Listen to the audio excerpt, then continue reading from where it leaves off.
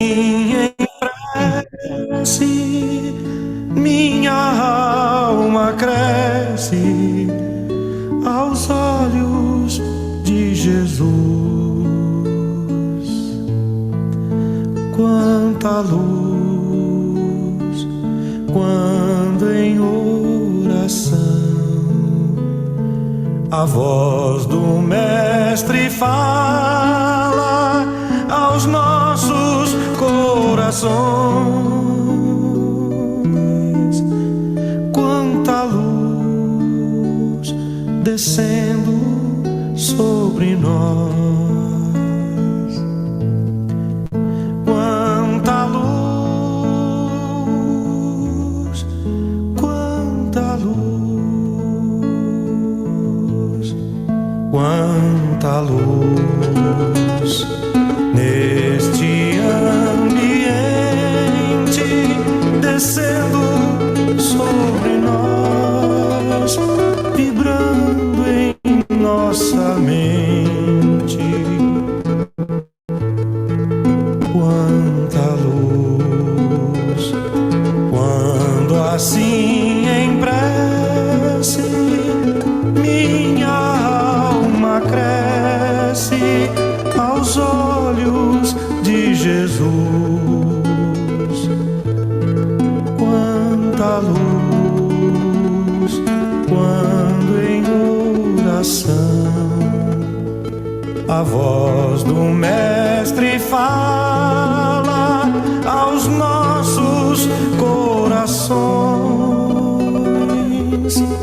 Quanta luz descendo sobre nós. Quanta luz, quanta luz.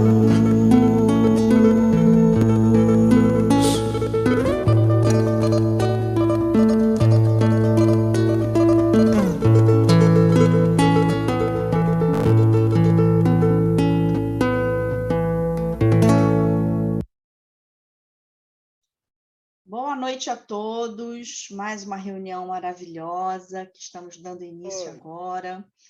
Quanta luz, né? Quanta luz nesse ambiente, essa música é maravilhosa. Nosso palestrante já está na sala, nosso querido irmão Fernando Agarez. Vamos cumprimentar então os presentes e também aos companheiros que estão nos assistindo lá no YouTube. Começando aqui pelo presidente Edson. Tudo bem, Edson? Boa noite. Tudo bem, graças a Deus. Boa noite a todos. Nosso irmão Luiz. Boa noite a todos. Boa noite, Luiz. Boa noite, tudo bem? Tudo, graças a Deus. Nossa irmã Marialva. Boa noite, amigos. Nossos amigos lá de São Paulo, Carlos e Isabel.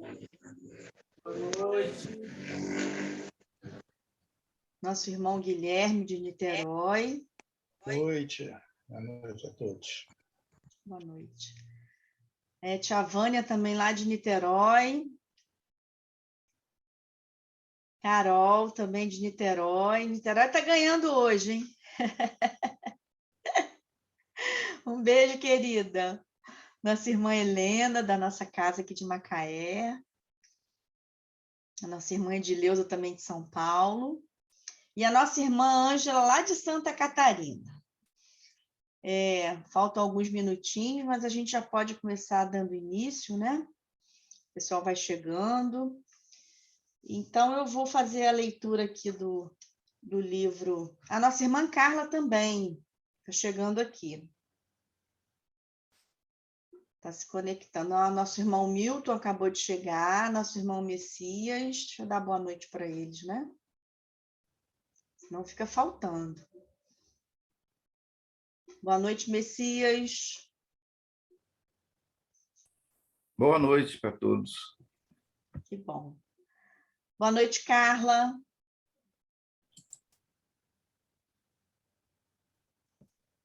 Boa noite, Milton. Ainda está se conectando. Deixa ele chegando. Então, vamos aqui fazer a leitura do livro Vinha de Luz. E eu escolhi a página hoje intitulada E olhai por vós. E olhai por vós, não aconteça que os vossos corações se carreguem de glutonaria, de embriaguez e dos cuidados dessa vida, e venham sobre vós de improviso aquele dia. Em geral, o homem se interessa por tudo quanto diga respeito ao bem-estar imediato da existência física, descuidando-se assim da vida espiritual, a sobrecarregar os sentimentos de vícios e inquietações de toda sorte. Enquanto lhe sobra tempo para comprar aflições no vasto noticiário dos planos inferiores da atividade terrena, nunca encontra oportunidade para escassos momentos de meditação elevada. Fixa com interesse as ondas destruidoras de ódio e treva que assolam as nações, mas não vê comumente as sombras que o invadem. Vasculha os males do vizinho e distrai-se dos que lhe são próprios. Não cuida senão de alimentar convenientemente o veículo físico, mergulhando-se no mar de fantasias ou encarcerando-se em laços terríveis de dor, que ele próprio cria ao longo do caminho. Depois de plasmar escuros fantasmas e de nutrir os próprios verdugos, ele clama desesperado por Jesus e pelos seus mensageiros. O mestre, porém, não se descuida em tempo algum e, desde muito, já recomendou que vele cada um por si na direção da espiritualidade superior. Sabia o Senhor quanto é amargo o sofrimento de improviso e não nos faltou com o roteiro antecedendo-nos a solicitação há muitos séculos. Retire-se cada um dos excessos na satisfação egoística, fuja ao relaxamento do dever, alige as inquietações mesquinhas e estará preparado à sublime transformação. Em verdade, a Terra não viverá indefinidamente sem contas. Contudo, cada aprendiz do Evangelho deve compreender que o instante da morte do corpo físico é dia de juízo no mundo de cada um. Nosso irmão Emmanuel sempre pegando pesado com a gente, né? Então, ele está aqui nos chamando a atenção, refletindo sobre o quanto a gente valoriza mais as questões da matéria e o quanto a gente faz disso dificuldades na nossa vida, né? E, na realidade, cada um de nós precisa caminhar olhando para o alto, olhando para as coisas do espírito, porque a vida material passa rápido, isso aqui é uma passagem. E diante desse final aqui, que cada dia, quando nós chegaremos à morte do corpo físico, será o dia do juízo do mundo para cada um de nós. Então, será quando nós encontraremos com o nosso interior mais profundo e nós faremos uma avaliação de quanto tempo perdido, quanto valor dado a coisas desnecessárias e, na realidade, nós não cuidamos do nosso bem maior, que seria o nosso espírito, a evolução do nosso espírito. Então, fica aqui essa reflexão de Emmanuel, né, citando Jesus em Lucas 21, 34, falando dessa nossa sobrecarga de sentimentos, de vícios, de inquietações que nós mesmos promovemos para o nosso caminhar aqui na Terra, né? Nós somos os artífices do nosso próprio destino, nós temos a caneta e o papel na mão, então está em nossas mãos escrever e colocar na nossa vida aquilo que é de mais importante, através do livre-arbítrio. Então, chegaram aí mais companheiros, chegou a Fátima Monteiro, boa noite, querida. Chegou a Miriam Schuller também, que está quietinha lá, precisando de vibrações. Alguém me chamou? Eu Oi, Miriam. Carlos. Oi, Carlos. Aqui, para mim, no YouTube, não está aparecendo. Aí eu só queria ver com o pessoal para ver se está sendo transmitido lá, porque tem gente que acompanha o YouTube, né? Parece que não está sendo, não. Está gravando, Edson, para jogar depois no YouTube? Está gravando, mas só o Gustavo que tem essa tecnologia de colocar logo direto, entendeu? Nós vamos pedir para ele depois, na próxima oportunidade, jogar isso no YouTube da nuvem que está registrando aqui no meu computador. Então ficam todos cientes que não estamos ao vivo pelo YouTube, né? É uma pena. Mas as pessoas têm o link e podem entrar aqui na sala virtual e logo depois que seja possível vai ser lançado no YouTube a gravação da reunião de hoje. Então, chegou aí também nosso irmão Leonardo, nossa irmã Lênia. Boa noite, boa noite. Boa noite. Então, nosso irmão Milton também, que eu não cumprimentei. Então, vamos elevar os nossos pensamentos a Jesus nesse instante, convidando para que ele possa estar conosco nessa noite abençoada, nessa egrégora de luz que a nossa casa nos oferece nesse ambiente virtual. E que possamos, Senhor, diante da tua presença, refletir sobre as nossas vidas, sobre o nosso caminhar aqui na Terra, o quanto ainda estamos precisando ressignificar questões importantes e realmente colocar na balança aquilo que for de maior peso, de maior importância para o nosso caminhar, deixando para trás muitas coisas que poderiam ser desnecessárias e valorizando realmente aquilo que precisa ser valorizado, olhando para a vida com olhar de eternidade, olhando para a vida com olhar de amor, de fraternidade, burilando as nossas imperfeições, as nossas dificuldades.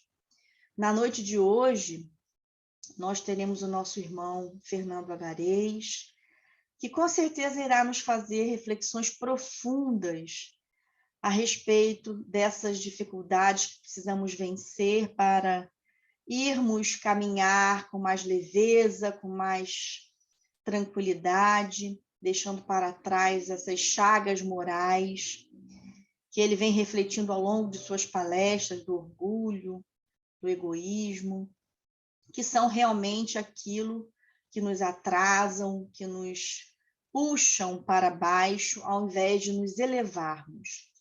Mas, com certeza, tudo isso é um processo, especialmente um processo de aprendizado, quando nós aprendermos a olhar para nosso interior e identificarmos as nossas sombras, como diz Joana de Ângeli, todos nós temos, enfrentarmos, encararmos e sabermos que tudo isso vai ser vencido ao longo do tempo, das múltiplas encarnações que ainda iremos viver, mas que aproveitemos a bênção dessa existência e, sobretudo, nós que aqui nos encontramos, sob a bênção da doutrina espírita, que tem nos dado o caminho através do Evangelho de Jesus, para seguirmos as pegadas desse Mestre amoroso, que só nos ensina o caminho certo.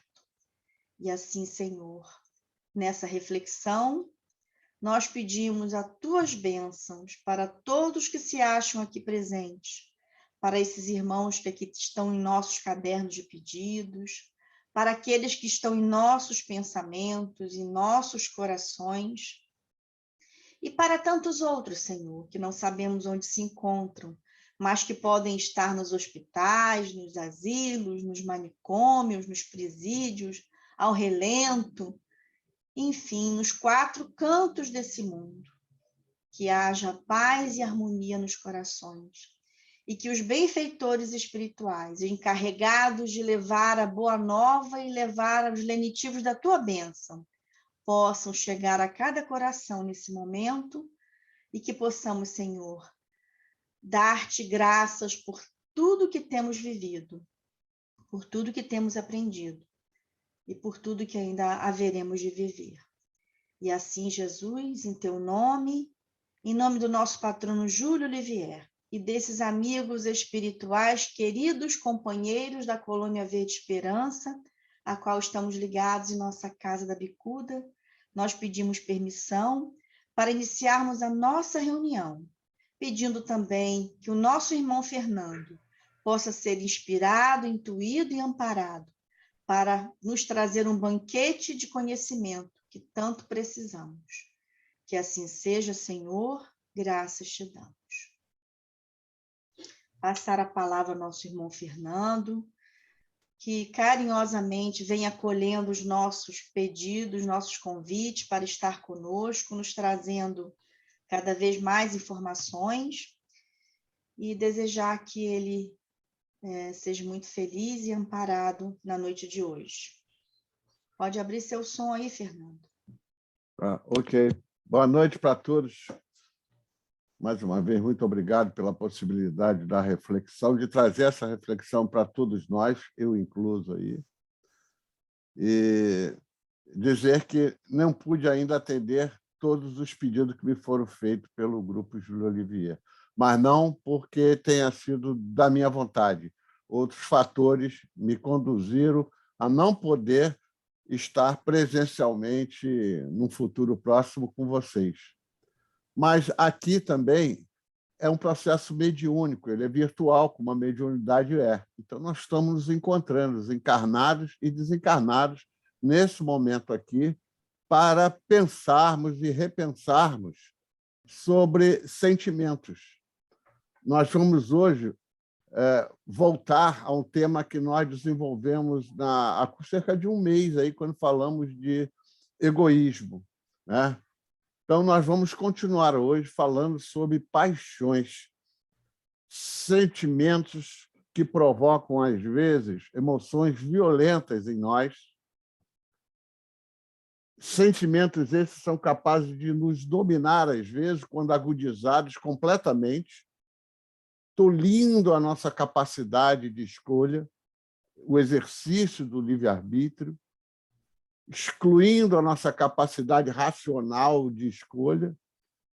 Evidentemente, se nós não podemos fazer escolhas, se nós não exercemos o livre-arbítrio, nós não progredimos, moral e intelectualmente. Então, hoje, o estudo é uma continuação daquele sobre o egoísmo. Eu vou pedir, então, aqui para compartilhar, vamos ver se eu consigo. Eu estou sem o YouTube, então não sei o que vai acontecer. Se não tiver certinho aí, vocês falem aí comigo, aí, por favor. Opa, deixa eu dar 1, 2, clique. Está compartilhada a tela com vocês agora aí? Tá ok. Valeu, professor Galardo, obrigadão. Então, vamos nós. Então, hoje nós vamos falar das expressões espirituais do orgulho. Esse estudo, vou falar aqui a boca pequena só para nós. Eu, quando fui desenvolvendo ele, para dizer para vocês, não vou dizer que é sofrimento, mas tive dores, porque eu olhava para trás da minha vida e enxergava esse sentimento como ele me atrapalhou, me perturbou, né? E ainda perturba porque eu continuo pisando na bola, como diz aí na gíria, né? Então, esse estudo pode também ser chamado, em termos de questionamento, isso. Tentarmos responder essa questão aí do orgulho. Sou orgulhoso? Se a gente responder sim, o quanto? Quanto ainda eu sou? Pois não seremos orgulhosos para sempre. Em algum momento, nós vamos retirar completamente esse padrão vibracional que ainda reside em nós. Mas, como sempre, eu gosto de apresentar algumas informações iniciais. Essa é a primeira sempre. Os alicerces da nossa doutrina. Deus, a imortalidade da alma, reencarnação, o mundo que nós estamos vivendo hoje, que não será para sempre, né? E o que estamos fazendo agora nesse momento, aprendendo uns com os outros, encarnados e encarnados, aqui reunidos, nos comunicando em pensamento ou nas estruturas desse planeta aqui, por ondas mecânicas e eletromagnéticas, né? Bom, vamos pelo zero.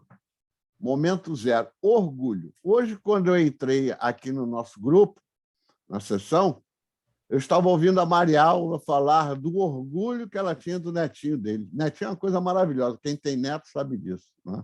A gente tem todas as coisas boas de poder aproveitar, exercer o amor, né? E não tem aqueles problemas de ordem materiais que a gente joga para os pais. Se bem que, às vezes, a gente tem que entrar no meio.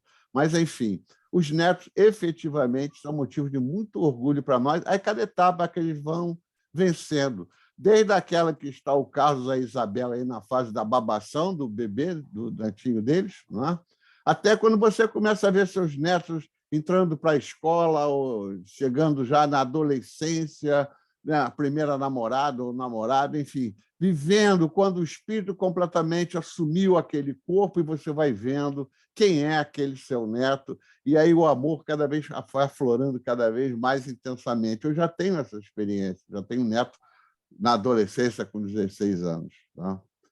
Por definição, o orgulho, segundo o dicionário Caldas-Alete, é esse que está aí, ó, sentimento de satisfação com nossas características. Puxa vida, olha, eu consegui fazer uma dieta que estava comendo em excesso de chocolate e tal, tomando refrigerante demais, melhorei, né? Então, com as nossas características ou ações, ou com a de outra pessoa, de outro irmão, né?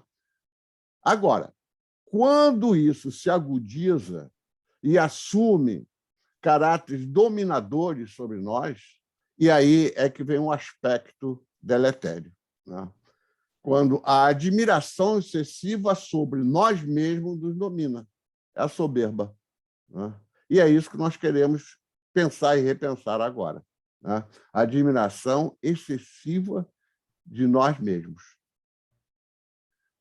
Eu fui no Pentateuco, no conjunto daqueles 5 livros que constituem a nossa doutrina, fundamentalmente, e fui fazer a mesma coisa que eu fiz quando daquele estudo sobre o egoísmo. Ver quantas vezes a palavra orgulho aparece em cada obra dessa, que é um indicador relativo da importância desse sentimento nos diversos livros, né? Eles são as chamadas instâncias. E aí veja o resultado que eu encontrei. Chama atenção, né? Diferentemente do egoísmo, tá? Destacadamente no Evangelho. Quando nós falamos diferentemente do egoísmo, né? Aqui o Evangelho aparece com uma quantidade de vezes muito maior que as demais obras. No egoísmo, a gente encontrou no Livro dos Espíritos e no Evangelho valores próximos. Aqui, destacadamente. Então, o que nós vamos fazer? Nós vamos abrir o Evangelho, que é ali que está a receita para nós. É o que eu gosto de chamar de receita perfeita. Foi o que o mestre deixou para nós, o nosso mestre maior. Diz lá assim: orgulho, conceito elevado ou exagerado. Olha aquela palavra que eu gosto de usar muito, excesso. Eu posso tudo, eu só não posso excesso. Então, orgulho é um conceito excessivo de quem tem de si mesmo, significando amor próprio cego, capaz de provocar grandes prejuízos. É uma paixão, né? Prejuízos esses morais, materiais e, sobretudo, coletivos ou individuais, para nós e para aqueles que estão conosco em nossa volta, que às vezes a gente esquece. Quando o orgulho é excessivo, a gente não consegue mais enxergar o próximo. O próximo possa ser um elemento que nós estamos utilizando apenas para o exercício do orgulho, para criar uma condição vibracional perispiritual que nos alimenta, mas de forma doentia. Diz o Evangelho, diz o Mestre. O orgulho é a fonte de todas as misérias que os espíritos que estão nesse planeta vivenciam. É a negação da caridade. E o que é a caridade? É a virtude que vai nos conduzir a ter um padrão vibracional que é o que Jesus tem, que os Espíritos Cristo têm, que é do amor, né? Então, a gente nega a caridade, que é o caminho que nós precisamos seguir. Daí, ser o maior obstáculo à nossa felicidade. Do orgulho, provém aquilo que nós vimos no outro estudo, o egoísmo. O egoísmo é filho do orgulho. Então, esses sentimentos que os espíritos disseram que são paixões as piores possíveis, que são verdadeiras pragas da humanidade, né, se manifestam de várias maneiras. Esse slide eu gosto de estar sempre, quando eu posso, apresentá-lo, porque a gente fica olhando para esses sentimentos que estão aí arrolados, todos eles são paixões derivados do orgulho e, consequentemente, tabela do egoísmo, né? E a gente pode, assim, olhando para esses sentimentos, olhar até para o dia de hoje. Será que hoje eu tive inveja de um irmão? Tive raiva? Fiquei reprimindo, criticando pejorativamente, que crítica não é algo ruim. A crítica nos leva ao crescimento, quando ela é feita com honestidade, com sentimento, sem fingimento.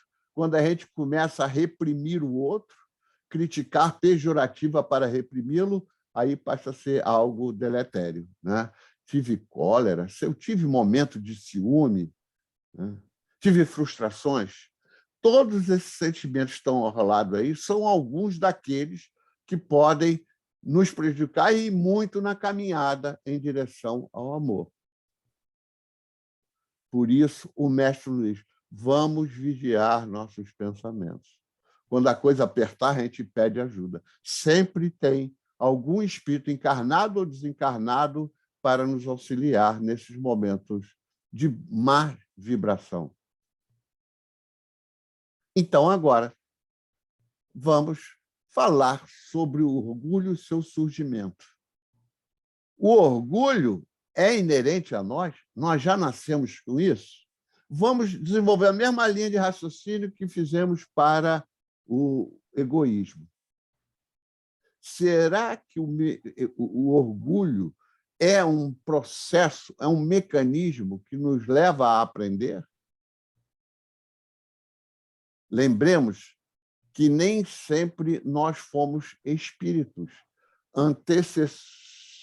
Antecedemos a esse estado nominal de hoje um período em que nós não raciocinávamos, era apenas instinto. Ou seja, a expressão do material genético daquele corpo a que nós estamos ligados, é só aquilo que se expressava. Nós não fazíamos escolha alguma. E que faz parte de um processo dinâmico de adaptarmos à estrutura de evolução, que é quando passamos a ter o raciocínio, quando passamos a ser espírito, quando atingimos o que nos disseram os espíritos, o estado hominal. Vamos fazer uma observação, olhando essas imagens. Eu acho que quem no celular, não sei se dá para ver bem, mas estão arrolados aí algumas formas de vida de seres que vivem isoladamente, mas não totalmente, pois que em alguns momentos eles vão precisar de alguém ou de alguma coisa, ou seja, de um fator ambiental ou de um outro ser do mesmo grupo para que haja a perpetuação dos corpos, né? Então, tem os animais esquisitos aí, né? Que são cada vez menos frequentes. Por quê? Porque há um processo evolutivo. Esse que está no alto à sua esquerda aí é um bicho, é um mamífero, ele mama, mas ele tem bico com mais ave, põe ovo com mais ave. Que troço interessante, né? Que experiências os espíritos superiores não fazem fora do plano terreno para experimentar aqui nesse planeta, né? Essa dinâmica da evolução genética. Todos esses animais, né? A topeira, a koala, a preguiça aqui do lado esquerdo, né? A onça, a raposa, o lobo, né? O urso. Esse aqui é o cactus, né? Os vegetais. Olha isso que interessante. Aí em Macaé deve de ter, provavelmente, porque tem uma restinga, que hoje é uma reserva, Jurubatiba, né? Que deve fornecer muita tilância, uma bromélia, que ela fixa nos fios e vive ali, olha só, pendurada no fio. Como é que esse ser sobrevive? Ele tem a dependência de alguma coisa, que a bromélia, ela retira os nutrientes do ar, a umidade, a água, os sais minerais, o nitrogênio, tudo do ar. Ou seja, há um certo equilíbrio todo nesse processo, mas a característica comum a todas essas 9 estampas que eu aí coloquei são seres que vivem isoladamente, mas não totalmente. Tá? Então, no processo egoístico, o indivíduo se fecha em si, ele se acha completo, eu me basto, não preciso de nada. Tá? Veja, nós aqui nem sempre ocupamos os corpos que estamos ocupando agora. Né? A espécie humana, se é que é perceptível nesse slide, lá embaixo à direita, está o Homo sapiens. Surgiu esse corpo físico, que nós chamamos de Homo sapiens, surgiu há cerca de 200, 300 mil anos atrás. Né? Mas tem casos de formas bem diferentes, com o volume do cérebro também menor, já comentamos isso aqui em outro estudo. E nós, em algum momento, como espíritos, ocupamos corpos desse tipo, mas com uma capacidade de raciocínio muito menor do que nós temos agora, por uma razão muito simples. O corpo físico é limitante. E o cérebro, por exemplo, de Australopithecus, esse segundinho aí lá no alto, segundo da esquerda para a direita, o Australopithecus, a massa cefálica dele é de meio litro, 600 ml, um pouquinho mais de meio litro. Então, a quantidade de redes neurais que ele tem é muito menor que a desse aqui do Homo sapiens, que o cérebro é de 1,5 litro. É uma quantidade imensa comparativamente ao Australopithecus de redes neurais, com uma capacidade, consequentemente, de análise de estímulos muito maior do que o Australopithecus. Ou seja, é o progresso material, né? O progresso intelectual e, evidentemente, ao longo desse processo também a evolução moral. Né? Só que, nesse plano, não existe fast evolução, né? Evolution fast. Né? A evolução é um processo progressivo que, no tempo da Terra, é um processo lento. Mas lembremos que, no mundo espiritual, não existe esse tempo que nós vivenciamos aqui. Nós vivenciamos esse tempo em função dos corpos físicos que nós estamos ocupando, né? Sujeitos a dias e faixa de luminosidade e não luminosidade, dia e noite. Então, progressivamente, né, esse orgulho, esses sentimentos que nós chamamos de orgulho, né, eles podem evoluir em nós, vai ser fruto do nosso livre-arbítrio. Ao contrário, lá dos seres do princípio espiritual, que não há escolha. Não é?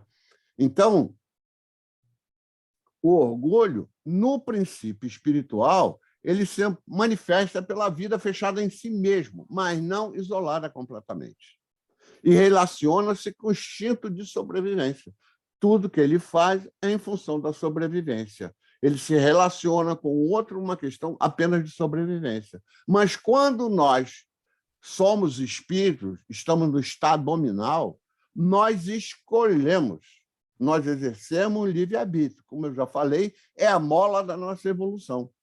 E aí, minha gente, eu pelo menos, até hoje, como dizem, escorrego na gelatina, na maionese, né? Me vejo volta e meia fazendo escolhas dominantemente do orgulho. Então, em nós, em mim, pelo menos, o orgulho se manifesta por um sentimento de superioridade pessoal. Quando eu olho para trás, isso me dói. Quantas vezes fiz isso em relação a meus irmãos? E é um subproduto que vem lá do instinto de conservação e que faz a gente, às vezes, permanecemos fechados em nós mesmos. Não sei se vocês, certamente, em algum momento, nós tivemos isso em nossa vida, né? Porque nós somos espíritos inferiores. Né? O lado bom é que, quando a gente começa a identificar isso dentro da gente, quando a gente consegue olhar para dentro da gente, a gente já pode dar algum passo, mesmo que a gente continue a cometer esses equívocos que atrapalham o nosso progresso, mas a gente toma consciência e, às vezes, a gente começa a mudar a atitude. Esse é o grande pulo, a grande lição do mestre, a capacidade de mudança. Então, esse orgulho, às vezes, agudizadamente, é uma corrente que nos envolve completamente E aí impede que a gente, inclusive, eu me baixo, eu não preciso de outro, eu não tenho mais a percepção do outro, não tenho mais empatia, a não ser comigo mesmo. E isso vai levar a quadros doentios, às vezes violentos. E qual é o efeito da gente não perceber o próximo? Fica aí como provocação para o final do estudo. Aí, Guilherme, aí, Edson, fica aí de provocação para a gente, para todo mundo aqui, hein? Tá? Como eu posso perceber em mim o orgulho? Já estou dando spoiler do final do estudo. Olhar para dentro. Autoconhecimento. Só que isso é muito difícil, pelo menos para mim, ainda. A vida material, essa experienciação que a gente vai vivendo na matéria, foi que a Miriam falou na mensagem de hoje, o grande mestre Emmanuel, sou fã de Emmanuel, ele coloca isso, tá? Que a gente tem que olhar para o outro lado, de vez em quando. Não é possível que, não, ao longo do dia, do tempo daqui, a gente não tenha um momento para olhar um pouquinho para dentro da gente, olhar para um outro plano que não aquele material. Então, eu vou fazer um resgate, eu vou apanhar alguma coisa do outro estudo para a gente recordar. Quando nós falamos da flor do lótus, a minha relação com a flor do lótus, que é uma figuração. Né? Será que vocês lembram dessa figurinha que está aí à esquerda, que eu tirei daquele livro que está ali, da Ana Zorra e do Ian Marshall, que era o esposo dela, né? Mas é mais trabalho dela, né? Falando sobre a nossa vida aqui como é encarnado, só que sem usar esses termos. Então, essa flor que está aqui, né, com as suas pétalas externas, pétalas mais internas, e lá com a estrutura principal, que seria aquele amarelinho lá da flor, né? Seríamos nós isso aqui tudo. Ó. Nós somos esse conjunto de coisas inseridos no meio ambiente, que é esse mundo que nós estamos aqui. E o que a Dana fez?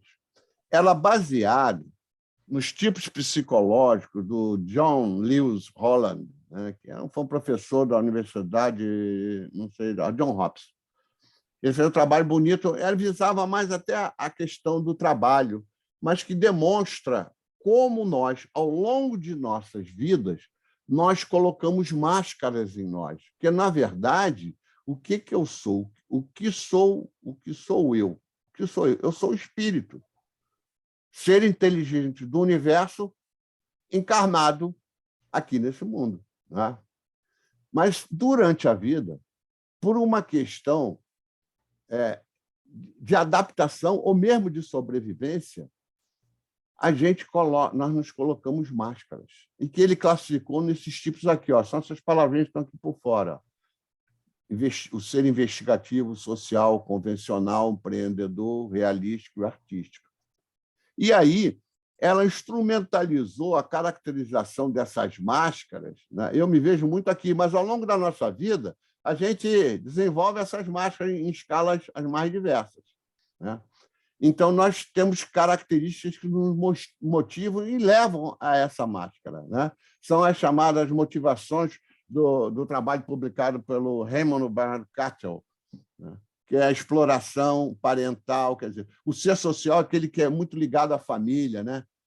Aqui dentro, se você ver aqui mais dentro, mais no interior aqui, mais no interior, os arquétipos do modelo de Jung, que ela colocou, adicionou também. A grande mãe, né? Aquela pessoa que parece ser a grande mãe de grupos de pessoas.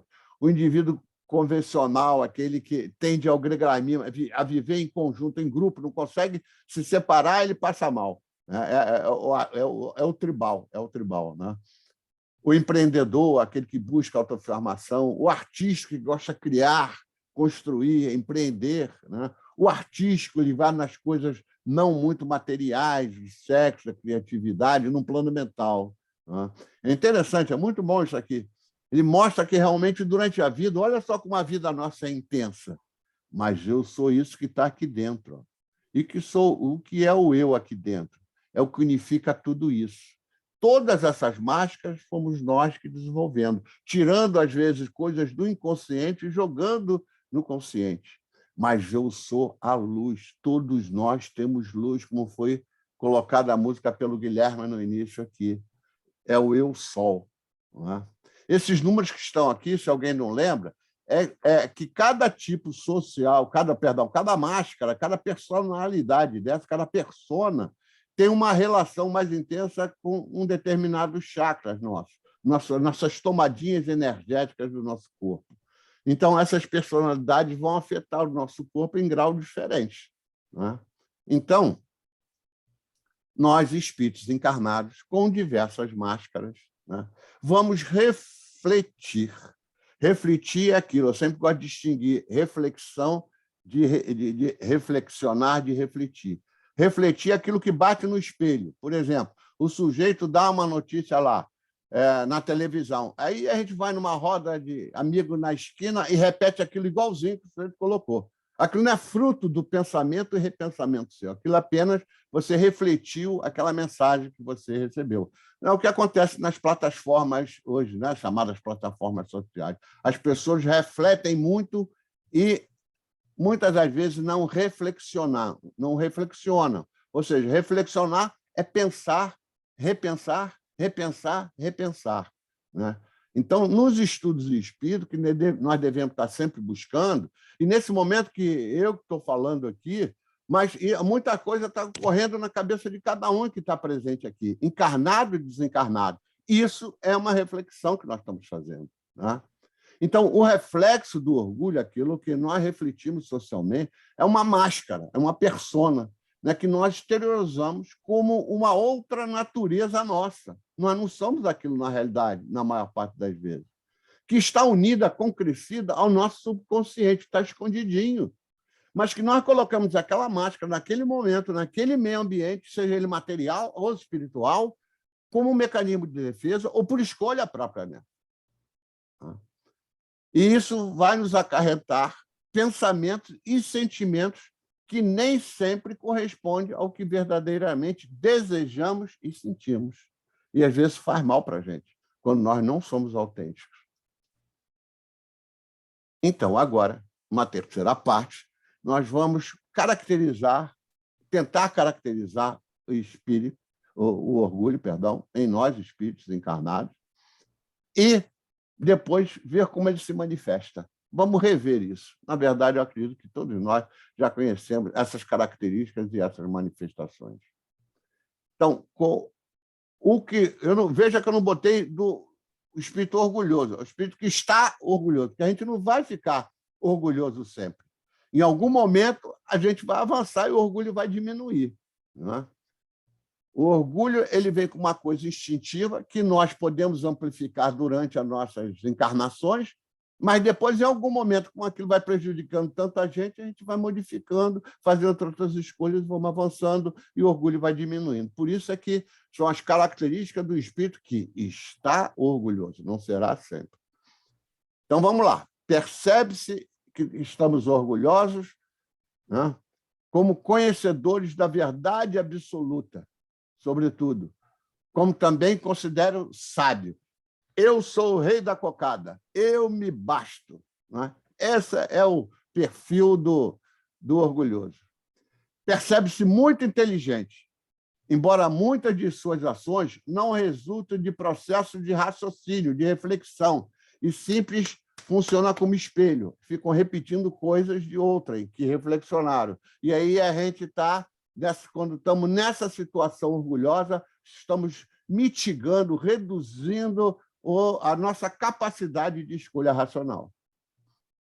A gente se percebe bonzão, grandão, né?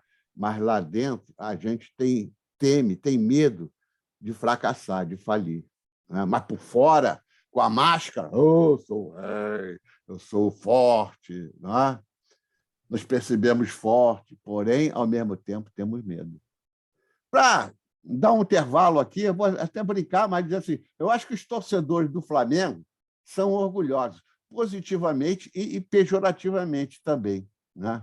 Porque a gente é metido. Torcedor do Flamengo, eu reconheço. O Guilherme deve estar rindo, eu não posso ver, mas deve estar rindo, porque o rubro-negro é metido mesmo, eu reconheço, né? Acha grande, forte, insuperável, né? Mas, no fim, acontece o que está acontecendo.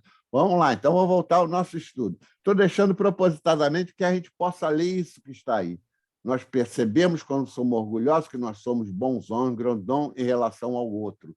Somos mais fortes do que eles, mas nem isso, na realidade, pode ser uma grande máscara. As manifestações, né? Quem está orgulhoso, como é que se manifesta? Primeiro, pelas máscaras, que nós já falamos aqui, pelas personas, né? Como um mecanismo de sobrevivência. Ele põe aquela máscara para sobreviver. Não é ele realmente. Mas também pode ser por escolha. Por isso tem os 3 pontinhos aí, que tem várias outras possibilidades. E quando nós estamos com essa persona, que não é a nossa realidade, e às vezes é muito diferente do que nós somos realmente, vai desencadear o personalismo, né? E você é só olhar para o nosso mundo social, para a nossa sociedade, que vocês vão verificar que existem não só nós com essas características, mas outros de forma muito mais aguda até, né? O personalismo é a expressão mais concreta do orgulho. O indivíduo que se valoriza excessivamente, né? E que nos conduz, quando nós fazemos isso, a supor que nós temos virtudes e, consequentemente, em função dessas virtudes, eu tenho direitos maiores do que aqueles que realmente possuímos. Ou seja, nós estamos fingindo, não é? Você se acha, mas, às vezes, de tal maneira aquilo está internalizado no espírito que ele faz aquilo automaticamente, tem aquele comportamento automaticamente. E daí vem também a indiferença pelo outro, não é? A insensibilidade, não tem empatia com o próximo. Ele não consegue se colocar no lugar do outro. Então, ele vai ter caridade em relação ao outro? Não, não tendo caridade, não tem amor. Não tem amor, não vai chegar lá. Consequentemente, advém da indiferença também o preconceito, que é o orgulho em termos de opiniões.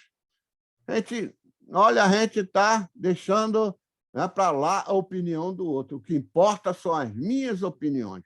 Não existe contraditório para o orgulhoso. Ele não aceita a opinião do outro, né? Não conseguimos realizar análises imparciais.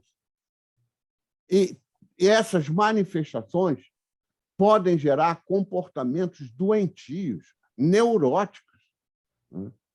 E se nós olharmos para a nossa sociedade, nós vamos encontrar exemplos assim, né?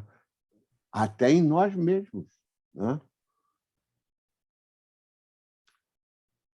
A presunção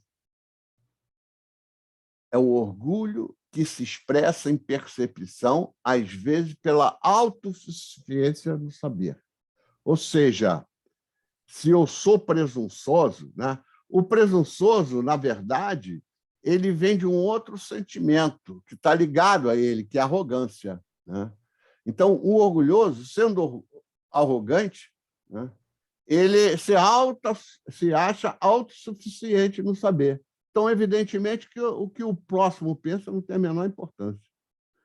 Então, pouco ou nenhuma consideração ele vai ter pelo saber de outra pessoa. E como é que nós aprendemos? Nós aprendemos assim, ó, nos comunicando um com o outro. É um fundamento da nossa doutrina, a comunicabilidade. Sozinho, isolado, né, nós não vamos caminhar nunca. É o ermitão, não vai progredir. E o orgulhoso não tem interesse em aprender por uma razão muito simples, se acha autossuficiente. Consequentemente, pretensioso. É o orgulho em termos de desejo. Ele é aquele que... Olha, quando eu olhei para trás, isso foi outra. É aquele que escolhe e age, ele faz tudo em função da expectativa pessoal dele. É aquele indivíduo que só pensa no currículo dele lá no trabalho. Tudo que ele faz é em função de melhorar o currículo, não pensa em ajudar o próximo. Pode aquilo que ele está fazendo ajudar o próximo, mas ele não está fazendo com essa finalidade, ele está fazendo para ter o currículo dele, para crescer no mundo material, ser isso, e expor aquele orgulho, aquelas manifestações que são características, já rolamos aqui anteriormente. E, por último, o melindre. Melindre. Aí eu vou brincar com vocês, porque Essa palavra, eu comecei, como eu sou um espírita tardio dessa encarnação, essa palavra, eu vi muito na casa espírita, que eu frequentei algumas casas espíritas, mas nessa aqui de Saquarema eu via muito essa palavra, melindre. Na casa espírita, Júlio Olivier, vocês percebem melindre? Isso é uma provocação minha. É uma provocação. Gostaria que vocês comentassem para que eu possa aprender. Porque o melindre aqui fica difícil na dimensão virtual, né? Mas às vezes acontece. A gente está participando de alguma coisa, né? E aí alguém faz uma análise e fala para você, aí você, mas esse cara falou isso? Caramba, não quero mais saber disso aqui, não. Ou seja, o melindre é um aumento exagerado, é uma magnificação, é um excesso de percepção de atos como agressões recebidas no meio onde ele está. Né? Fulano faz uma crítica, olha, eu acho que você errou aqui, aqui, aqui, aqui, aqui. Ele faz isso ou de forma pejorativa para te prejudicar, o que aí é contraditório, porque não é uma crítica. A crítica, como eu já falei, é uma análise para te levar a crescer. Não é como se faz no meio acadêmico. O sujeito vai lá, apresenta uma dissertação ou uma tese, tem uma banca que vai analisar e tirar conclusões. E aquilo é fruto do crescimento do profissional, da sociedade onde ele está atuando. Então, o melindre é isso, é uma magnificação excessiva de atitudes entendidas como agressões, quando, na maior parte das vezes, não é. E o que a gente está fazendo na casa espírita? A casa espírita, muitos dizem assim, é uma grande escola. Eu gosto de falar assim, a casa espírita é uma grande escola, né? Mas também é um hospital. Então, o melindre é uma coisa perigosa que a gente tem que tomar com muito cuidado na casa espírita, porque o melindre é causa de afastamento de muitos companheiros que estão num quadro, em geral, de desequilíbrio. Né? Então, o melindre ocorre quando pequenas atitudes, né? Por exemplo, fulano, você está aqui no atendimento fraterno, agora vai ali cuidar da merenda das crianças. Aí você diz, não quero mais não. Né? Aquele companheiro que às vezes entra na casa espírita e vai ficar ali naquele negócio 50 anos fazendo a mesma coisa. Modificou-se? Ou será que ele está apenas reproduzindo situações que não leva ele ao progresso? Ele está, na verdade, exercendo um processo de espiritualismo. Ele é um espiritoide, ou seja, está na casa espírita, mas tem práticas ritualísticas. Né? E não se preocupa com o mais importante, que é a sua modificação interna. Olhar para dentro, aprender com os companheiros e crescer.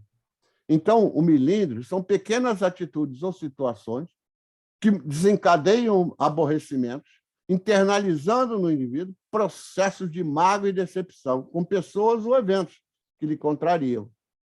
Que, na verdade, se deve tudo a um estado de fragilidade afetiva do companheiro, do nosso irmão. E como combater o orgulho? É fácil? É difícil, sabe? Para mim é muito difícil.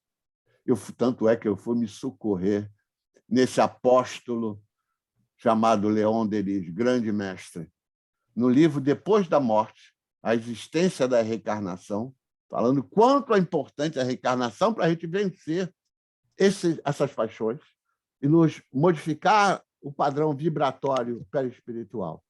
Ele faz observação, inicialmente, que, na verdade, é um alerta para que a gente possa compreender o quão é difícil a gente combater o orgulho, como a gente tem que vigiar os nossos pensamentos. Diz assim, num trecho, o orgulho não nos desvia somente do amor, que é a nossa meta, do amor aos nossos semelhantes, pois também nos estorva, atrapalha o nosso aperfeiçoamento, o nosso progresso, enganando-nos com a supervalorização, superestima das nossas virtudes, do nosso valor, ou nos cegando, mesmo em casos agudos, sobre as nossas imperfeições.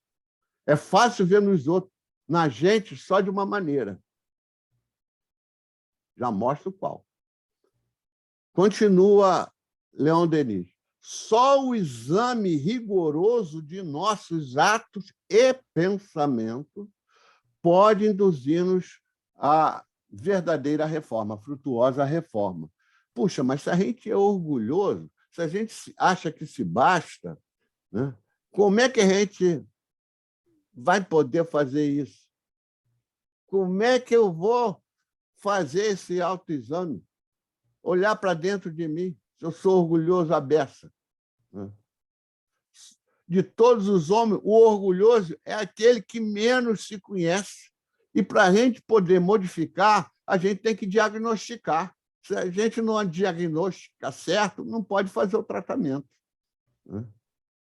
Então, o orgulhoso, arrogante, enfatuado, presunçoso, coisa alguma pode desenganá-lo, porque evita o quanto serviria para esclarecê-lo. Ele não quer fazer esse trabalho. É difícil, é um processo mesmo de várias encarnações. Aborrece a contradição, o contraditório. Ele não aceita opinião diferente em nada. E só se compraz conviver com puxa-saco. Um cara que está do lado dele, não, você está certo, você está certo. As pessoas não gostam de receber não. Não é não, é crítica, crítica construtiva, é fundamental, é importantíssima. E o processo? O processo a gente pode definir muito facilmente. Agora, conseguir praticar é que é difícil. É o autoconhecimento, olhar para dentro de nós. Ou, se uma vez por semana a gente puder dar uma paradinha, olhar para dentro de nós, olhar para a semana, ver o que está acontecendo, pelo menos nesse tempo. Né? Eu gosto muito de olhar para o mar, sempre, desde jovem. O mar me dá um sentido de liberdade muito grande, de infinitude, e, nesse momento, a gente se concentra. Né? Então, você escolhe seu mecanismo de concentração, de perder as referenciais materiais em volta, e a gente, às vezes, consegue olhar para dentro da gente. A gente não vê nem sempre coisa boa. Pelo contrário, em mim eu vejo coisas não muito boas que eu já fiz. Mas isso serve de um certo medicamento. Porque toda vez que eu estou repetindo agora aquelas coisas que eu fiz outrora, que me veio ao nível consciencial, eu posso modificar. Às vezes, eu piso na gelatina e não modifico. Insisto no erro, que não é muito inteligente. Né?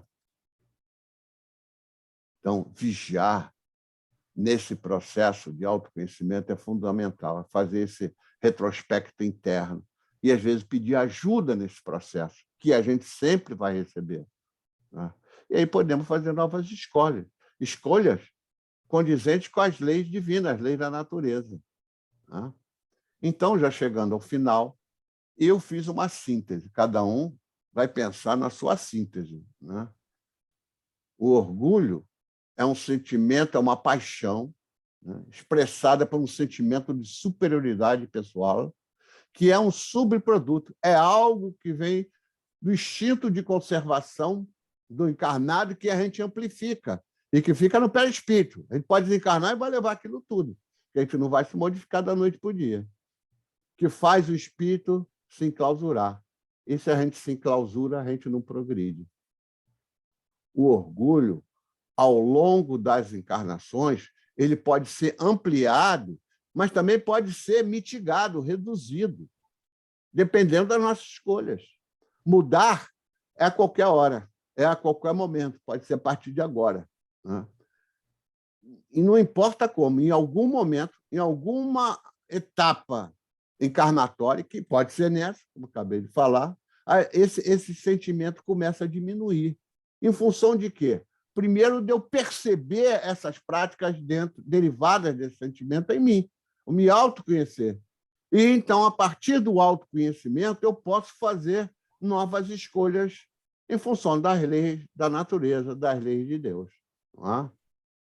E com uma síntese final, olha que interessante, esse livro eu estou acabando de ler. Esse é um livro pequenininho, de José Herculano Pires, e que me veio essa mensagem, eu agradeci, porque é a grande síntese de tudo que nós falamos aqui, inclusive em relação ao estudo passado sobre a paixão, egoísmo. Né? Esse livro chama-se Evolução Espiritual do Homem, José Herculano Pires, da editora pá ideia. Tem em PDF, hein? Tem em PDF. Eu não sei se é inteiro, mas existe em PDF. Tá? É um livro pequenininho, eu não sei, deve estar atrás de mim, não está aqui, não. Ele tem 6 capítulos só, a gente lê rapidinho. No capítulo 2, eu extraí esse texto que sintetiza o que nós falamos aqui. A evolução humana não se faz por meio desses artifícios ridículos. Ou seja, não adianta, as máscaras, uma hora nós vamos ter que tirar. A evolução humana não vem de fora, é de dentro. A casa espírita não ajuda, mas a casa espírita não enfia a pílula dourada na nossa garganta. Nós é que temos que nos conhecer e nos modificarmos. Então, é de dentro para fora, da conscientização. A experiência de vida, cada encarnação, é o corretivo natural dos espíritos inferiores, indisciplinados. Eu sou um espírito altamente... Esse eu já identifiquei mesmo. Sou extremamente indisciplinado. Mas, pouco a pouco, a gente vai aprendendo. Na Terra, podemos fingir e mentir à vontade. Com as máscaras, a gente põe as máscaras e vamos viver aquilo. Já a máscara, muitas das vezes, é uma grande mentira. Né? Tem companheiros, espíritos encarnados que passam a vida fingindo. A mentira é uma necessidade. Eu costumo dizer que a gente mente por brincadeira ou mente por necessidade. Mente por necessidade para se adaptar a uma situação que a gente avalia como necessário ter aquele comportamento. Pode estar certo ou pode estar errado. Então, na Terra, a gente pode fingir e mentir à vontade. Mas, ao deixá-la, quando a gente desencarnar, nós vamos encarar claramente tudo isso que nós vivenciamos e vamos reavaliar e, se nos for possível, né, programar uma nova encarnação. Se bem que a maioria de nós encarnados aqui na Terra não participa do planejamento encarnatório. A gente já recebe a programação pronta para a gente vir aqui e ver se fazemos escolhas melhores. Finalizando, o que nos interessa, diz Herculano Pires, o que nos interessa, portanto, não é aprender regras padronizadas, comportamento fingido, mas refinarmos, aperfeiçoarmos, progredirmos, modificarmos na medida do possível, cultivando o respeito aos outros, porque nós dependemos dos outros. O amor aos semelhantes, ter empatia com o nosso semelhante, olhar para qualquer ser, não só aquele da tua parentela genética, e ter por ele a caridade que você tem daquele teu grupo familiar ali, daquela tua parentela genética. A humildade que nasce da compreensão de nossas imperfeições. Né? O fingimento é logo percebido por todos os que não se utilizam dele. O Espiritismo, a nossa doutrina, nos ensina que temos em nós mesmos, em nossa natureza específica, os recursos de que a vida se serve para nos tornar mais aptos a viver com dignidade e nobreza espiritual legítima.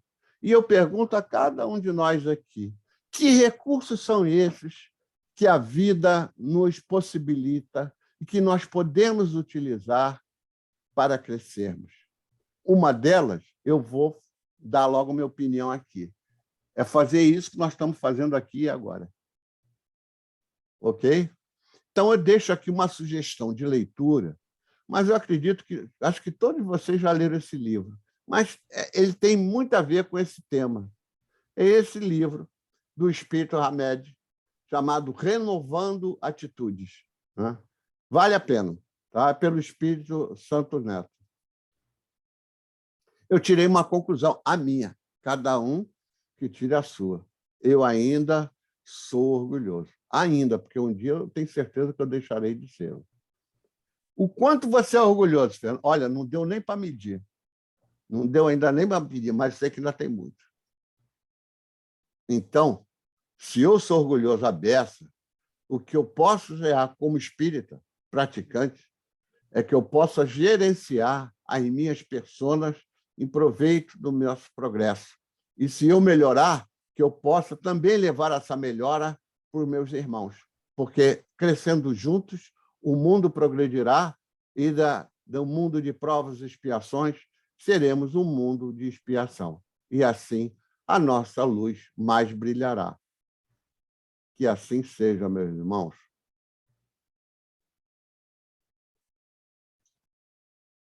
Miriam, é contigo. Gratidão. Estou sem palavras. Nada a declarar, só concordar que eu também sou. Não é, né? E quero dizer para você que em todos os lugares, mesmo na casa espírita, nós temos muitos melindres. Muitos. E a gente que tem uma certa tarefa no front, né? A gente se depara o tempo todo com isso, porque a gente precisa, de alguma forma, estabelecer algumas regras, né? Definir algumas posições e não é com facilidade que as pessoas aceitam, não. É muito complexo. Mas nós estamos tentando, né? Eu creio que o esforço é que vai medir a nossa condição, né? Quando a gente se esforça para compreender que nós ainda temos muitas dificuldades. E o que a gente deve fazer? Mundo, né? Bem-vindo ao planeta, né? Se nós estamos aqui é porque ainda temos egoísmo, vaidade, né? Orgulho. O que você acha que nós devemos fazer quando a gente detecta um melindre na casa espírita? Um melindre na vida em geral. O que vocês acham? É para todos a pergunta. Olha, quando você identifica que a pessoa está reagindo com melindre, né? E você tem que olhar com compaixão e identificar que aquela criatura precisa de ajuda, né? Precisa de paciência, de compreensão. Então, você tenta, de alguma forma, se colocar empaticamente no lugar dele e perceber que um dia também nós já reagimos assim, que ainda podemos reagir também, e, de uma forma fraterna, acolher, compreender, né? Trazer para perto. Mas não é fácil, não. Isso aí a gente enfrenta no tempo todo, no dia a dia, no cotidiano, não só na casa espírita, mas no lar, no trabalho, na sociedade, né? E quando a gente identifica o melindre no outro, o próprio Hamed fala isso. Tem aquela questão da sombra, né? Do espelho, né? Você identifica no outro aquilo que você também tem, né? Então, é isso aí. Eu gosto muito dessa coleção do Hamed, que ela é muito esclarecedora. Nós, lá no presencial, ainda não estamos fazendo o estudo do Hamed, mas sempre fizemos. É uma prática nossa. Então, eu quero provocar os companheiros aí que estão presentes, se alguém quiser falar alguma coisa, que a gente tem tempo ainda. Ah lá, o Carlos já levantou a mão. Pode liberar seu microfone. Na verdade, é pergunta, né? Dúvidas. Eu sou apenas um aprendiz aqui diante de vocês. Aí, em cima do que o mestre Fernando aí falou, né? Sobre existências da reencarnação. E, ultimamente, tem uma coisa que vem de certa forma, vem ao meu pensamento, e preocupação, né? Aí eu gostaria de saber de vocês aí, se eu estou pensando certo ou não. Eu vejo que a gente está próximo do início na mudança do planeta, que vai ser um planeta de regeneração. Então, nessa parte de tempo, nós não temos tempo para uma próxima reencarnação antes dessa mudança. Pelo menos a data que eu já vi aí, tem canais espíritas falando em 57, que se daria o início do planeta começar a ser um planeta de regeneração, aí eu tenho essa preocupação, né? Então, é como se fosse assim, pô, então é como se fosse a nossa última encarnação para realmente mostrar que melhoramos, ou seremos dignos de estar habitando nesse planeta. Essa é uma primeira preocupação. A segunda é que eu li que os espíritos que não vão se reencarnar aqui no planeta vão para um planeta de primitivo. Não vai ser nem como provas e expiações que hoje é a Terra. Vai ser para um planeta primitivo. Então, quer dizer, se a gente vai para esse planeta, estamos numa situação bem apertada, né? Vamos dizer assim. Não sei se vocês entenderam a minha pergunta e a preocupação. Entendi, sim. Eu vou passar a palavra, então, para o nosso professor de hoje, né?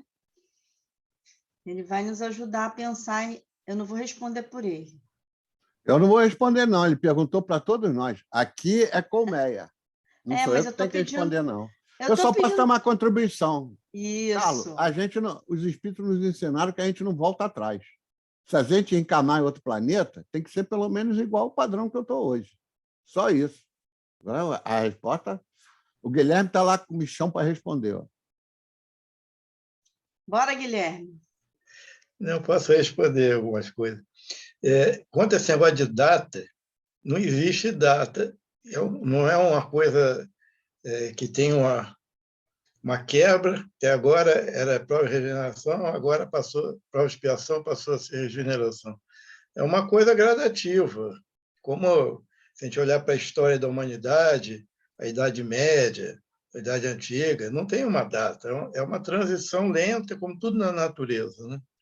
É lenta e gradual. Então, nós estamos indo para o mundo de regeneração. Mas, quando nós vamos chegar, eu acho que depende de cada um, porque você pode estar já vivendo num mundo de regeneração hoje.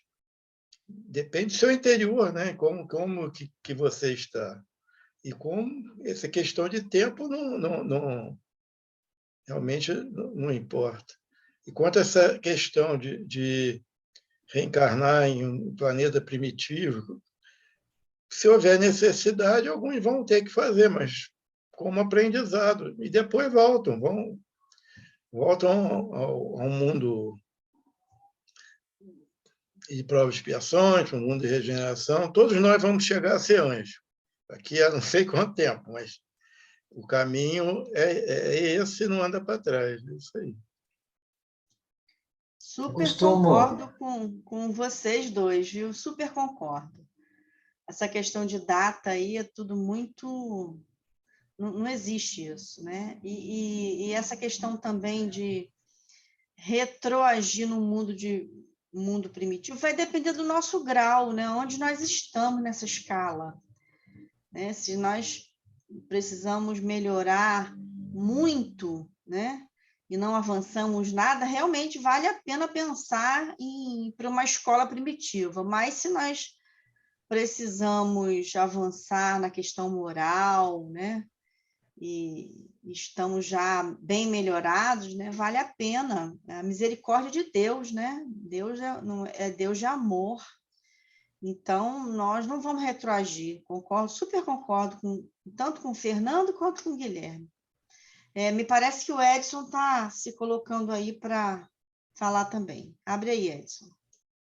Eu estou me preparando já há algum tempo para reconhecer que nós já estamos em regeneração. Nós já estamos entrando no mundo de regeneração, e isso depende de cada um de nós.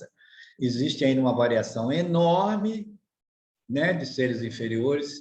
Nós somos espíritos inferiores ainda, não somos nem espíritos bons ainda, na escala espírita, né, do Livro dos Espíritos. Ainda somos espíritos inferiores, está lá na escala espírita, mas já nos consideramos, né, dentro desse processo de regeneração que inicia por nós próprios. É claro que o mundo, o planeta em si, ele não vai se regenerar com um estalar de dedo onde todos vão ao mesmo tempo. é renascer. Regenerar é renascer. Renascer para uma nova vida, renascer para uma nova espiritualidade, para uma nova moralização. Se cada um de nós, numa análise fria, nesses últimos anos, já se considera melhor do que antes, nós estamos regenerando. Então, o mundo em si, ele está progredindo de alguma forma, se nós compararmos com as civilizações anteriores, os costumes anteriores, etc. Então, nós estamos num processo de crescimento espiritual que estamos vendo aí que o crescimento material, tecnológico, está nos arrastando até esses 2 últimos anos de pandemia, nos fez repensar muita coisa de nós mesmos, refigurarmos todo o nosso íntimo, nosso espírito, nosso eu. Isso é a regeneração, que precisa ser, desculpe dizer a expressão, muitas vezes, a cacete, a pauladas. E nós estamos, aqueles que estão se esforçando, já estão com o pé próximo, não posso nem dizer que já estamos com o pé dentro da regeneração, mas um pé bem próximo, pelo menos com o passo já armado para a regeneração. Aqueles, como diz lá muito Joana de Ângeles, repetido por Divaldo, aqueles espíritos calcetas, aqueles espíritos que são renitentes às reformas íntimas, ao progresso, à evolução, ao bem-estar, ao bem do próximo, esses sim, de tanto ter oportunidades de se regenerar, de se reformar e não se reformar, vão sim ser encaminhados para mundos inferiores, ou mundos não primitivos no sentido, mas pelo menos em mundos inferiores, ou vão continuar naquela escala de mundo de expiação e provas que o nosso mundinho já foi.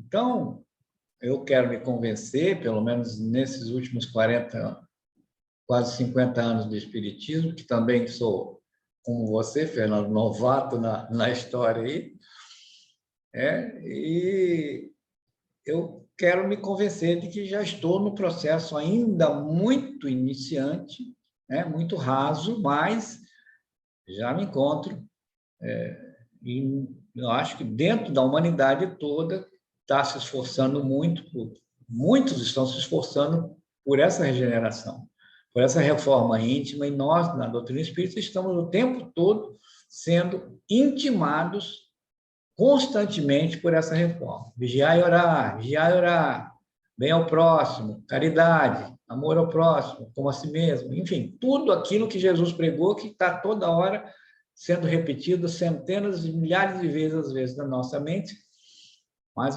nós ainda temos aqueles resquícios do espírito inferior, por isso que nós não podemos nem nos considerar espíritos bons, mas já estamos, na minha opinião modesta, num bom processo de regeneração, e cada um de nós pode se considerar já em estado de regeneração. Acho que é isso aí. Muito bom. Mais alguém? Eu queria comentar só a respeito do melindre, que foi falado, né? Que realmente eu acho que é uma coisa muito difícil de ajudar, porque a pessoa está melindrada, então vai ficar fechada a qualquer comentário. Quanto mais tentar consertar, pior fica, né? A gente consegue quando é conosco, né? A gente tem que estar sempre atento para ver se nós não estamos ficando melindrados. Que tem situação que a gente se sente ofendido, magoado, e se for prestar atenção, aquilo não tem importância nenhuma, é melindre nosso. E uma outra questão, que está ligada ao orgulho também, que é a timidez, né? Que eu acho que é parecido com a situação do melindre, né? É o medo da crítica, né? É não aceitar, se abrir para a crítica, né? Não querer enxergar os seus defeitos. E essa questão do orgulho, eu acho que é o maior inimigo do nosso aprendizado. Quem é orgulhoso ao extremo não aprende nada, que ele já sabe tudo. Não é só esse comentário. Miriam, eu posso concluir aqui? Com certeza. Complementar, né? O Guilherme, os companheiros todos. Eu acho que tem a ver com aquela eu coloquei como um desafio num dado momento, que é a percepção do outro. A gente conseguir perceber o outro. Eu acho que nós estamos passando a hora, vou ser bem rápido. Teve uma tese apresentada por um aluno lá na UFRJ, da área de humana, falando sobre a percepção do outro, a questão da sociedade. E ele se vestiu, saiu até na televisão, foi muito explorado, ele se vestiu de gari e foi vivenciar com o gari como é que as pessoas passavam por eles, como é que simplesmente eram ignoradas, porque, na verdade, na sociedade, o gari era entendido, não sei se ainda está assim, entendido como uma coisa inferior, ruim. Eu noto onde eu moro hoje que, há 20 anos atrás, as pessoas, todo mundo não sabe se conhecer, conviver, mas se cumprimentava. E agora, aqui em Saquarema, virou igual ao Rio de Janeiro. Está todo mundo isolado, o outro passa por outro, não fala, não percebe o outro, não olha nos olhos do outro. A convivência modificou de tal maneira pela virtualidade que o Guilherme colocou, que está influenciando em nós. Ajuda essa não percepção do outro a gente desenvolver práticas de egoísmo, de orgulho. É por aí, isso aí. Começa dessa forma, você não se colocando no lugar do outro, né? Você vai se isolando, você vai se sentindo... Tudo isso que você caracterizou, né? É olhar para as plataformas sociais, como é a dinâmica nas plataformas hoje. Pois é. Eu Está sem som, você desligou o som. Eu só uso o WhatsApp porque eu preciso deles. Porque essas plataformas, Facebook, quando eu entrei no Facebook, um mês depois eu saí. Mas se a gente souber usar para o bem, acaba sendo...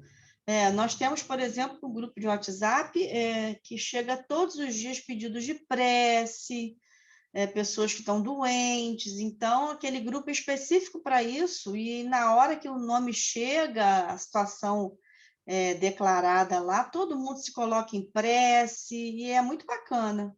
Então a gente precisa saber não utilizar é ser contra a bem, plataforma. Né? Não é ser contra a plataforma digital, são fundamentais, olha o que nós estamos fazendo aqui agora. Graças a ela. Não é isso. Nós, espíritos encarnados, como é que nós fazemos uso das plataformas? A gente vê aquelas máscaras todinhas que a dona arrolou, a gente vê na plataforma. Você já viu alguém feliz no Facebook? Eu não sei, que eu não frequento mais Facebook. Você já viu pessoas infelizes no Facebook? No Facebook, todo mundo é sucesso, nas plataformas em geral. Né? As pessoas que querem ganhar dinheiro com plataforma fazem coisas do arco da velha, baseada fundamentalmente nesses derivativos do orgulho. É ou não é? Com certeza. A gente que acaba utilizando essas plataformas, a gente começa a desenvolver um método de identificação, e aquilo ali é totalmente diagnóstico, a gente consegue identificar quem é quem, né? Realmente é um mundo muito irreal, né? Tem gente que se coloca muito, acaba publicando muito, talvez até por carência, e uma série de outras coisas, né? Para angariar amigos, para ter relações de amizade, né? Sociais, enfim. Mas, se a gente souber utilizar, como tudo na vida, ela tem um lado também bastante promissor, né?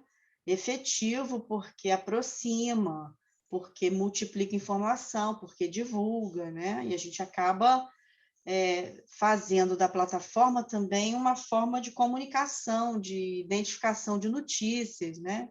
Eu utilizo muito para isso atualmente. Mais alguém? Alguém aí gostaria de se colocar? Ou podemos nos caminhar para o final? Agora é a hora. Carlos quer falar mais alguma coisa? Não, né?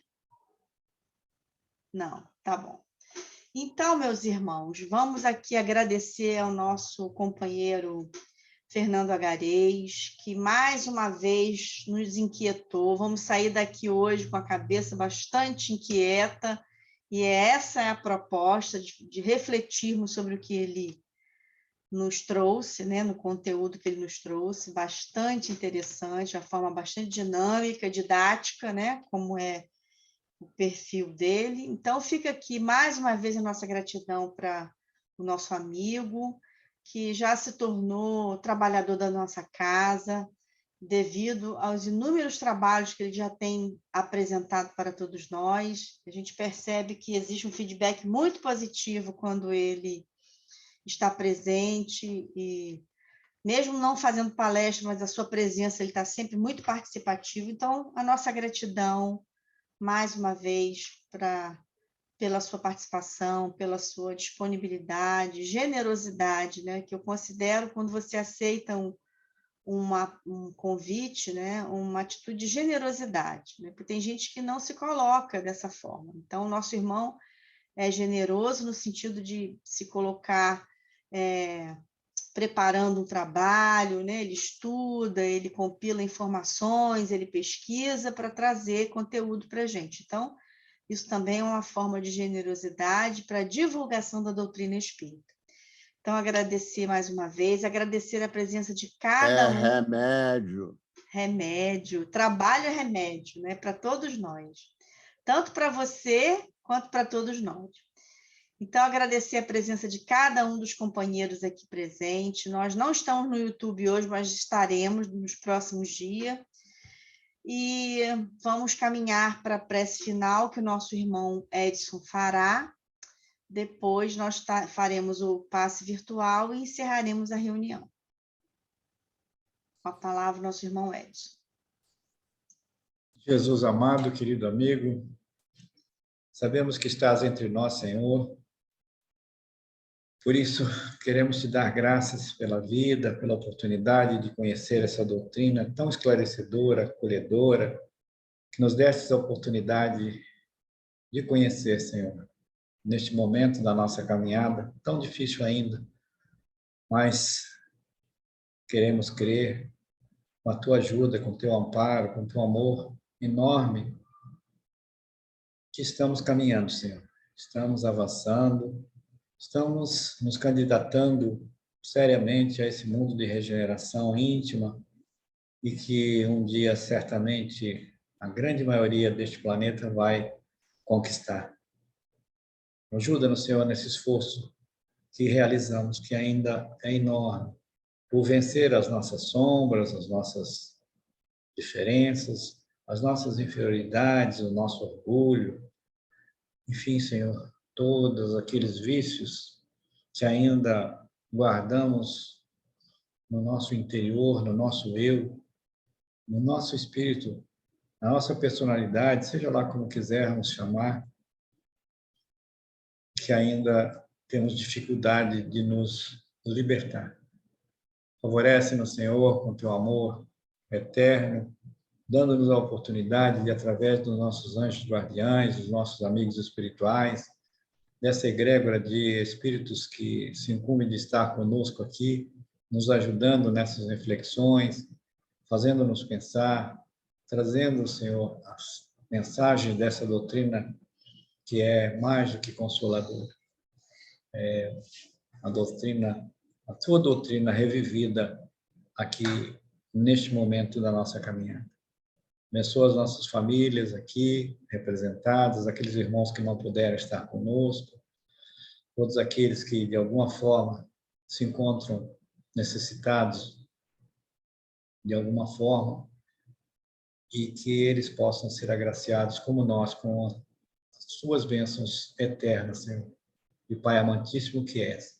Fica conosco, abençoa-nos e guarda, nos despede-nos na tua paz, dando-nos uma noite de tranquilidade, de bom descanso para o nosso corpo e uma boa libertação gradual do nosso espírito através dos sonhos, onde possamos nos encontrar com os nossos queridos, matar as saudades, visitar lugares no passado e no presente que nos inspire a novas caminhadas, a um despertar em novos dias que certamente nos dá a oportunidade de viver.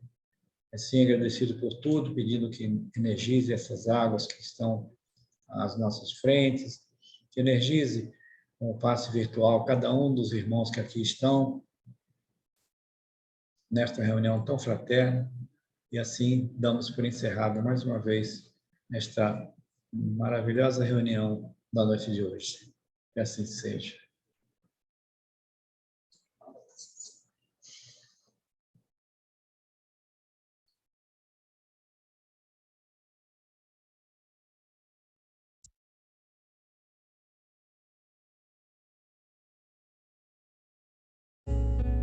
Deus, nosso Pai, que sois todo poder e bondade, dai força àquele que passa pela provação, dai luz àquele que procura a verdade, ponde no coração do homem a compaixão e a caridade.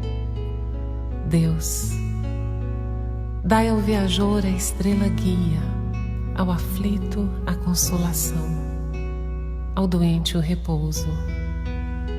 Pai, dai ao culpado o arrependimento, ao espírito a verdade, à criança o guia e ao órfão o pai. Senhor, que a vossa bondade se estenda sobre tudo o que criastes. Piedade, Senhor, para aquele que vos não conhece, esperança para aquele que sofre. Que a vossa bondade permita aos Espíritos Consoladores derramarem por toda a parte a paz, a esperança e a fé. Deus, um raio de luz, uma centelha do vosso amor pode abrasar a terra. Deixai-nos beber nas fontes dessa bondade fecunda e infinita, e todas as lágrimas secarão, todas as dores se acalmarão. E um só coração, um só pensamento subirá até vós, como um grito de reconhecimento e de amor. Como Moisés sobre a montanha, nós vos esperamos com os braços abertos, ó poder, ó bondade, ó beleza, ó perfeição. E queremos de alguma sorte merecer a vossa divina misericórdia. Deus, dai-nos a força de ajudar o progresso, a fim de subirmos até vós. Dai-nos a caridade pura, dai-nos a fé e a razão. Dai-nos a simplicidade, que fará de nossas almas o espelho onde se refletirá a vossa imagem. Assim seja.